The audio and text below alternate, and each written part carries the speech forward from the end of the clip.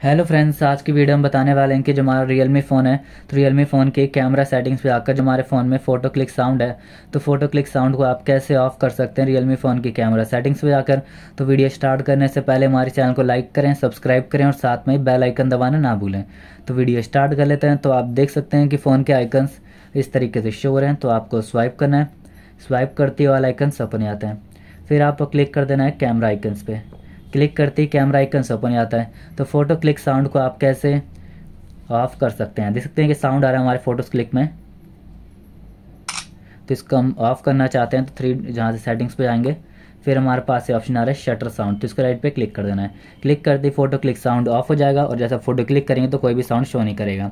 तो इस तरीके से आप फ़ोटो क्लिक साउंड को ऑफ़ कर सकते हैं रियलमी फ़ोन की कैमरा सेटिंग्स पे जाकर। तो आपको वीडियो अच्छी लगी तो लाइक करें, सब्सक्राइब करें और साथ में ही बेल आइकन दबाना ना भूलें। और थैंक यू। नेक्स्ट वीडियो के लिए इंतजार करें।